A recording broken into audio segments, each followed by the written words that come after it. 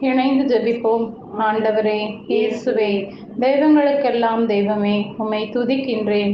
எளியோரின் புலம்பலை கேட்டு உம்மை வெளிப்படுத்தும் ஆவியானவரே, உம்மை ஆராதிக்கின்றேன்.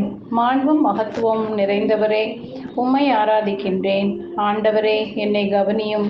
என் எதிரிகள் சொல்வதை கேளும். நன்மைக்கு கைமாறு தீமையா?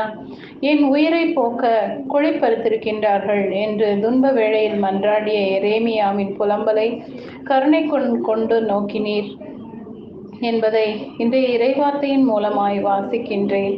இந்த நாளில் என் மன துயரங்களையும் என் ஆவல்களையும் உம்மிடம் எடுத்து வந்திருக்கின்றேன்.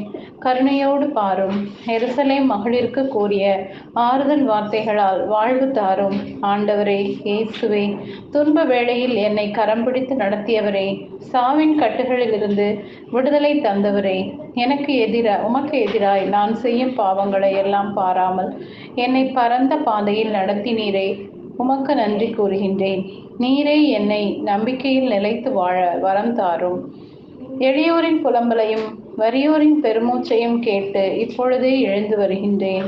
அவர்கள் ஏங்குகின்றபடி அவர்களை பாதுகாப்பில் வைப்பேன் என்றவரே, இந்த நாளில் உமது பிரசன்னத்தால் என்னையும் என் குடும்பத்தையும் நிறைக்க வேண்டுமென்று இயேசுவின் தூய நாமத்தில் ஜெபிக்கிறேன். ஆமென்.